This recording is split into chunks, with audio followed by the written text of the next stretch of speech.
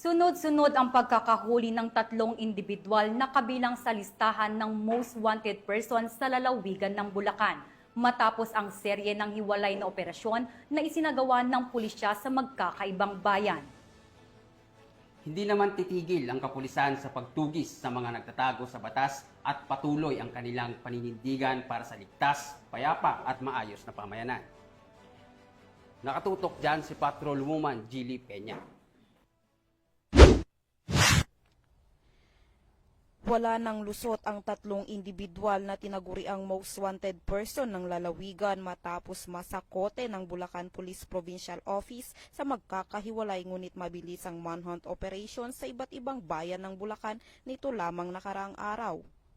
Sa ulat mula sa tanggapan ni Police Colonel Angel L. Garciliano, Acting Provincial Director ng Bulacan PPO, ang matagumpay na operasyon ay bahagi ng pinaigting na kampanya ng kapulisan laban sa kriminalidad sa ilalim ng direktiba ni Police Brigadier General Ponce Rogelio I. Peñones Jr., Regional Director ng Police Regional Office 3. Unang nasakote ang tinaguriang top 1 most wanted person ng Santa Maria, Bulacan. Kinilala siyang si alias RG, 45 anyos, binata, tricycle driver at residente ng Barangay Katmon, Santa Maria, Bulacan. Siya ay naaresto sa bisa ng warrant of arrest sa kasong rape na walang inirekomendang piyansa. Kasunod nito na aresto naman ng Balagtas MPS si alias Naldo, 48 anyos, may asawa, kusinero at residente ng Barangay Burol 2nd, Balagtas, Bulacan. Tinuturing siyang top 5 most wanted person ng naturang bayan kaugnay ng kasong 2 counts of qualified theft na may nirekomendang piyansang 12,000 pesos sa bawat kaso.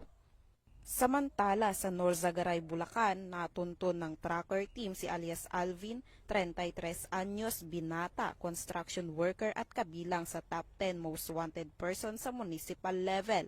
Batay sa warrant of arrest na inilabas ng Municipal Trial Court, 3rd Judicial Region Angat, Bulacan para sa kasong pagnanakaw o theft na may nirekomendang piyansang 30,000 pesos. Ang lahat ng naaresto ay pansamantalang nasa kustodiya ng kanilang arresting units para sa kaukulang dokumentasyon at inisyal na proseso bago i-turn over sa mga kinauukulang korte. Patuloy ang paalala ng Bulacan PNP sa publiko na makisa sa kampanya kontra kriminalidad sa pamamagitan ng pagbibigay ng impormasyon sa mga kinaukulang otoridad. Mula dito sa Police Regional Office 3, ako ang inyong PNN Correspondent, Patrolwoman Gilly Advincula Peña, alagad ng batas, tagataguyod ng Balitang Pulis.